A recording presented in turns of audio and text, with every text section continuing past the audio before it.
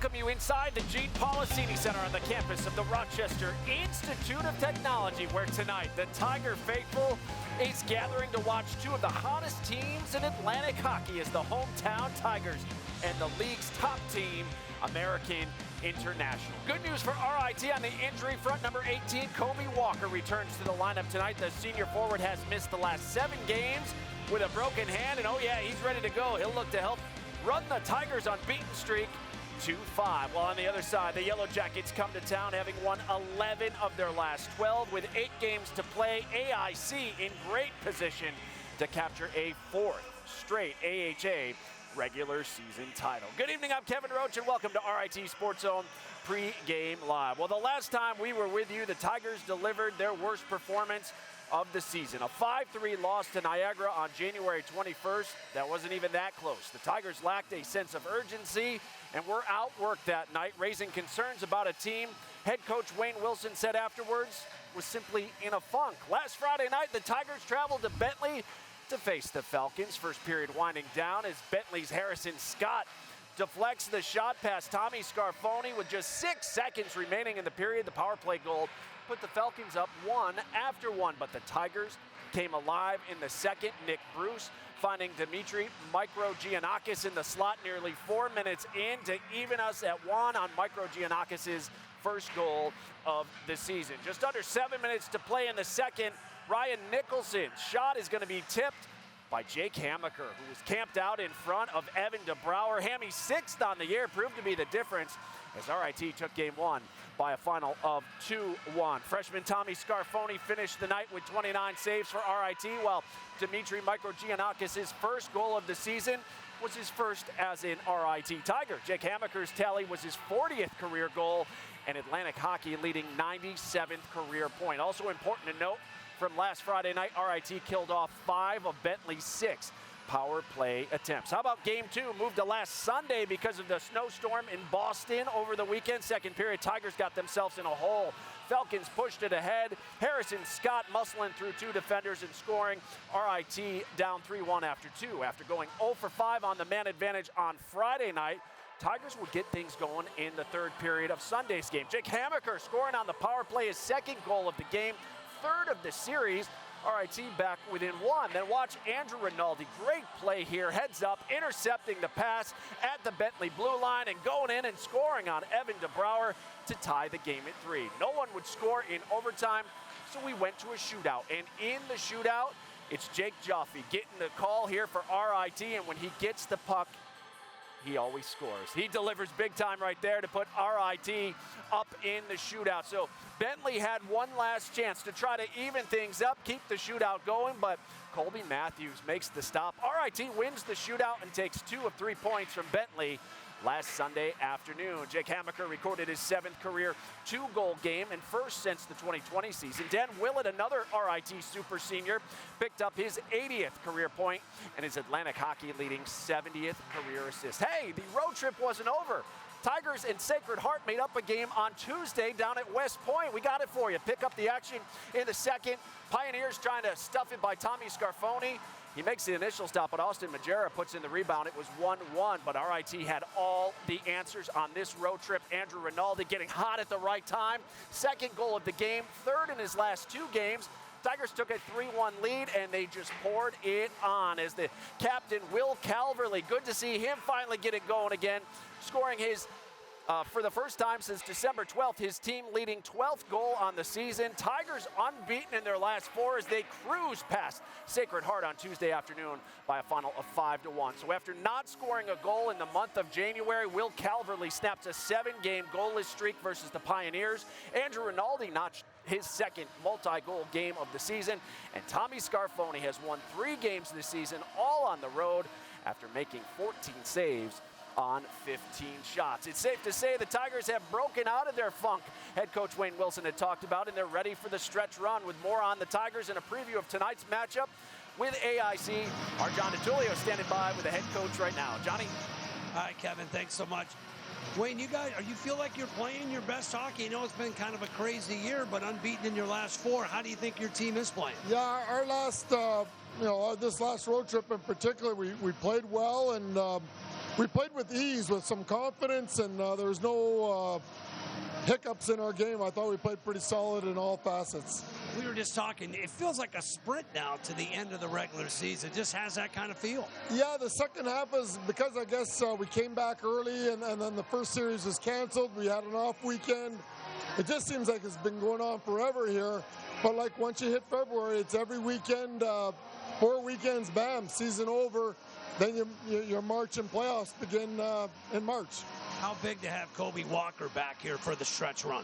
Well, it's big for a lot of different reasons. Never mind him as a player, but his leadership is going to be counted on, and his energy that he brings to our team, and the depth that gives to our special teams as well. So, you know, that one loss, I thought a lot of people did a good job stepping up, and I'm glad he's back. Well, guys are going to have to step up tonight. AIC's won 10 of 11. They're big. They're experienced. What's the key tonight for your team? I just play our game, I think. You know, we had some success against them early in the year. It seems like a long time ago.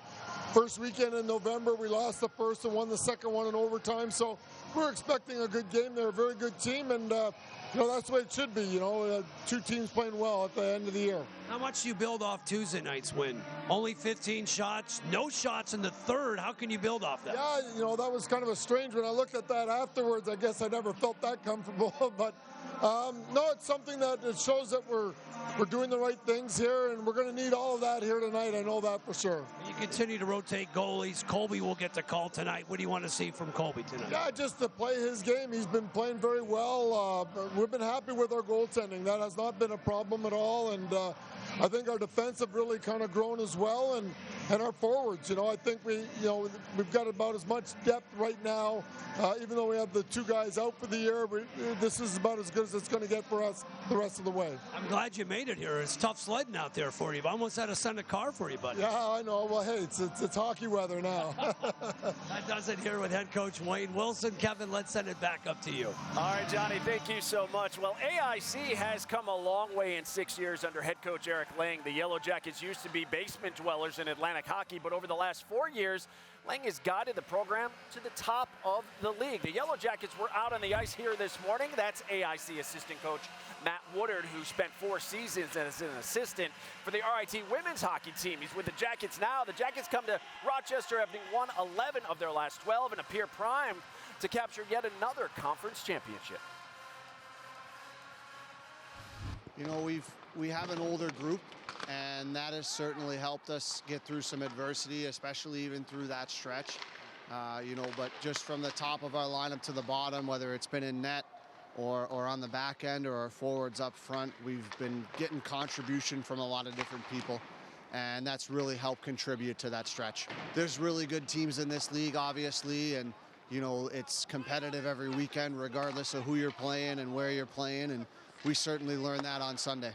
Yeah, they learned the hard way, losing to Holy Cross. Holy Cross snapping their 11-game winning streak. The race is on in Atlantic hockey as only 8 games remain for everyone in the regular season. At the moment, the defending conference champion Yellow Jackets have a 10-point lead over Bentley, and after picking up 10 out of 12 points in their last 4 games, how about those Tigers? They've jumped from 7th to a tie for 3rd, with Canisius Army is 2 points behind them in 5th place, while Air Force, Sacred Heart, Niagara, Mercyhurst, and Holy Cross round out the bottom 5 of the league. Should be a fun couple weeks ahead. Well, still to come here tonight on Pregame Live, the RIT women's hockey team is on the road at Mercyhurst. We'll let you know how they're faring down in Erie tonight. Plus, after years of pleading its case with the NCAA, the rules have finally changed. We'll explain how RIT has now become an even more attractive destination for hockey recruits. But first, number 26 is sophomore forward Cody Leskoski, the new Norway-Alberta native, red hot after recording his 7 of his 11 points this season in the Tigers' last 4 games. He'll join our Kim Coffey. She's back with live coverage next as our Tiger coverage rolls on from the Gene Policini Center. It's RIT and AIC at 7:05. This is RIT Sports Zone, Pregame Live.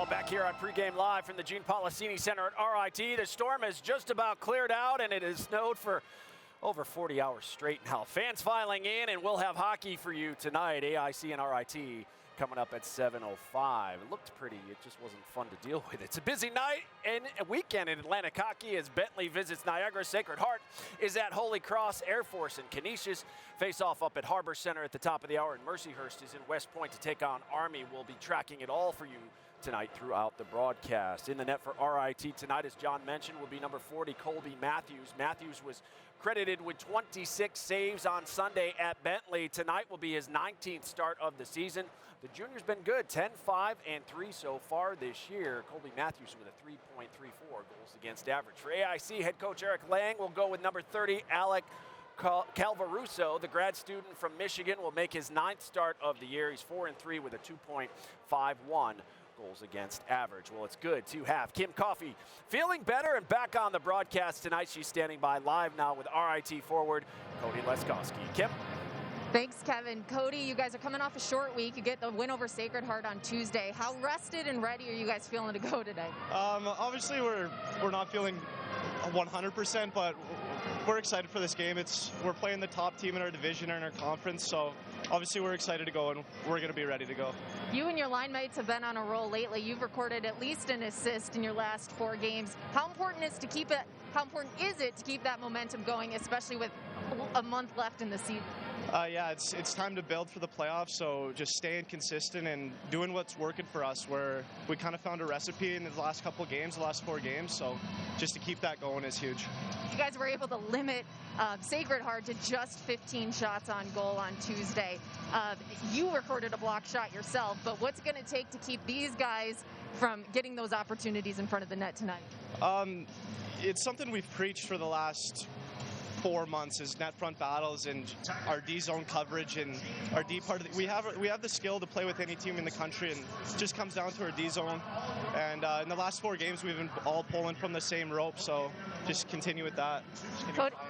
Cody, thanks so much. Good luck tonight. Hey, thank you. Appreciate it. Kevin?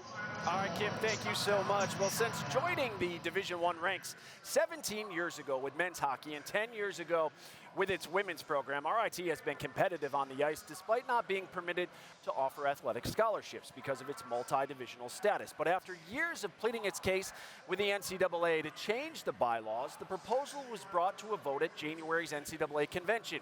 And thanks to overwhelming support this time around, RIT is now an even more attractive destination for hockey recruits.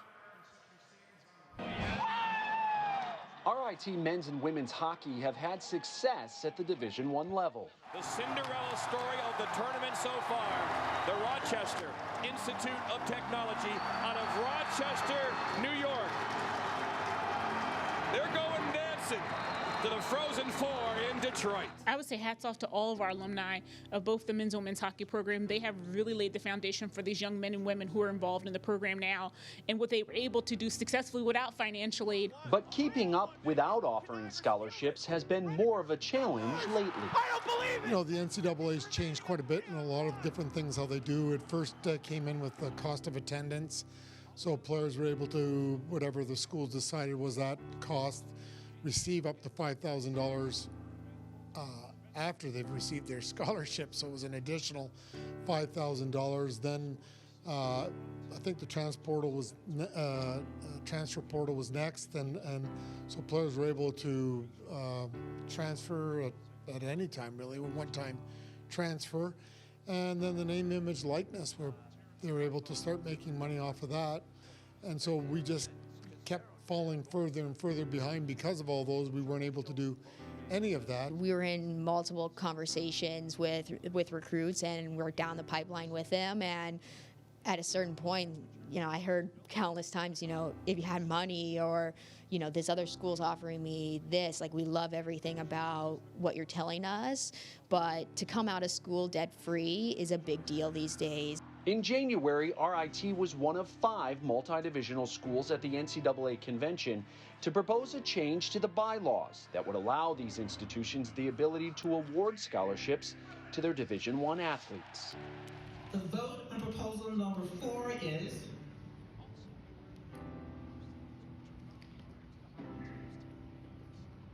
388 votes yes, 18 no, 39 abstain.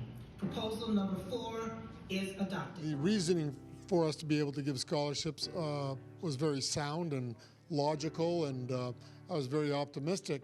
But you don't know how everyone else is feeling about it, and obviously when you saw the end result, because really when it doesn't affect you, I think a lot of people just abstain. I think obviously the way it turned out with the vote, that it was pretty clear to everyone that this needed to be passed, and we're very grateful for that. Both programs will now be permitted to offer a maximum of 18 scholarships each, and that is the goal. But how the university will handle financing those 36 scholarships is still being explored. I've started the initial conversation with our two coordinators who work with athletic development, so started that conversation with them, but it's something we're going to work on exploring over the next couple of months to see who might be interested in helping fund RIT men's and women's hockey in the future. So we're going to be looking for some alumni and some sponsors and some donors to get involved with this program and get involved immediately. The ice is finally level for RIT hockey, as they now have everything they need to attract the best and to consistently be among the best programs in the nation. I think in the women's side, there's not a lot of arenas that women play in that are like this, and to couple the two, the academics and the athletics, and be at a hockey school with unbelievable fan support and community sport is like, we have the outside assembled to my puzzle now. So now it's just like, let's put the inner pieces in and really get the picture that we want. And I just think we're going to be able to take another step forward, and you know, maybe it won't happen right for next year, but we'll take a good stride forward, and I think we'll be able to compete with the not only the best players on the ice, but also the best players in the classroom, and really be able to sell, and we don't have any more excuses anymore, but that's a good thing. Oh, it is a good thing. The RIT and Union men's and women's programs were the only Division I hockey schools impacted by the decision. Hobart men's lacrosse, wrestling at Franklin and Marshall, and women's rowing at MIT are now all permitted to offer scholarships as well. It's about time. Women's hockey tonight. The Tigers are down in Erie, and it's not going well early after one 2-0. The Tigers trail to Mercyhurst. The RIT women's basketball team had its game tonight with Clarkson postponed due to COVID protocol. They'll play here on Wednesday night at 5:30. The RIT men's basketball team, they'll tip off with Clarkson from the Clark Gym. That comes up tonight at 7:30. You can watch the RIT men's basketball game or any of our Division III streams live or on demand on the RIT Athletics app. Plus, get scores, highlights, features, and more by downloading the RIT Athletics app today. He's doing it right now. When we return on Pregame Live, we'll flash back to a 2017 meeting between RIT and AIC. Plus, John and Gene will tell us who we should be keeping our eye on here tonight. It's all straight ahead on your home for Tiger Hockey. This is RIT SportsZone Pregame Live.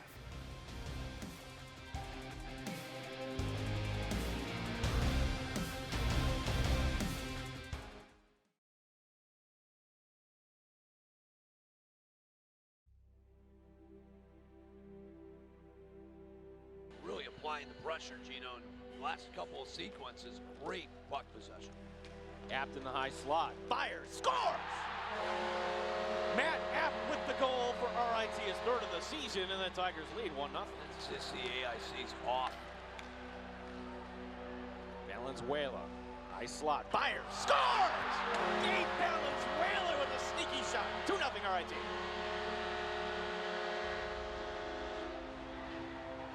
Tigers keep holding this puck in, and watch where they take the puck. You talking about getting it in close? It's like every time. Dupuis scores! Murray couldn't hold the save.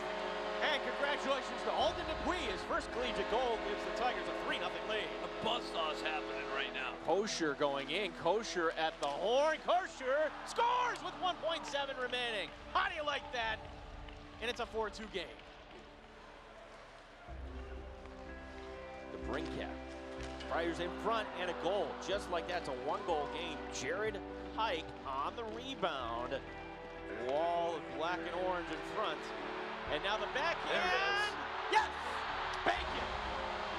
Tigers go up by 3. And the Tigers 5-3 winners back on November 2017 as we take take a look at the series. AIC has been much more competitive over the last 5 years. RIT leads the overall series. The Tigers' longest win streak came between February 08, December 2010, when they won 6 straight over the Yellow Jackets. AIC will be looking for its 4th straight regular season title this year, 3rd straight tournament title in Utica next month, if they can get there. As we welcome you back inside the Gene Policini Center here at RIT, where you're watching RIT SportsZone. Pregame live, presented by Taylor the Builders. Tonight is the 3rd meeting between these two schools this season, as they split their first 2 meetings in Springfield back in early November. As we welcome in the guys who will have the call for you here tonight, Gene Battaglia and John DiTullio. Guys, what a difference a few weeks can make. RIT on a roll just in time as they welcome the best team in Atlantic hockey here tonight. Yeah, hockey is strange like that sometimes, Kevin. Just when you think you're down and out, you go on the road, and all of a sudden the Tigers have momentum. But now, John, this is the test. Aren't we curious to see how RIT stacks up? Absolutely. Remember years ago, AIC used to be,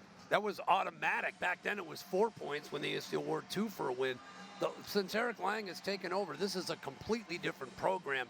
This is the ultimate test. Talking with Wayne, you have to beat them. You have to earn everything against this team. Not fast, but big and physical. They're loaded with graduate seniors. They're loaded with transfers. They've got seniors. They've got experience everywhere on the ice. This is the ultimate test for the Tigers. Yeah, and they've come together. That portal, certainly they use to their advantage. Yep. One of the players to watch, and again, we could pick any guy basically from these 4 lines. Brian Rigali, 4 years at UConn. Now he comes to AIC. AIC and 10 goals, 9 assists. When they played back in October, he had a pair of goals again, or back in November, he had a pair of goals against the Tigers. Wayne says he's incredible, but that entire line, he goes, they probably go 2+ lines. I would say they got 3 lines that are outstanding, but he did point to number 10. We got to keep an eye on him. He said to slow them down, it starts with number 10. As for the RIT Tigers, they do get back, of course, as we mentioned, Kobe Walker. And the secondary scoring, I think, is going to be big tonight. Lines 3 and 4, can they get on the board? Andrew Rinaldi, 2 goals in the game at Sacred Heart. You know, with Walker out, other guys stepped up, Wayne was telling me, and one of those guys was Rinaldi. Andrew Rinaldi has 3 goals in his last 2 games. He has 6 for the season to go along with 11 assists. He's one of those players that has been ascending over the last couple of weeks and peaking right at the right time for the Tigers. Yeah, if everything goes well for the Tigers here down the stretch, I could imagine an RIT AIC championship game. Isn't it kind of building that way? AIC has been, we know they're the top team. Who's the second team? We've watched a lot of hockey. It does seem like RIT is starting to gel into that number 2 team in the conference. Who knows? Maybe number 1 if they can get a nice weekend sweep. It's February, Kevin. It's go time. We're looking forward to this one at 7:05. That we are too. We'll see you then, guys. When we come back, we'll tell you what the first 2,000 fans will receive at tomorrow night's game. This is RIT SportsZone Pregame Live.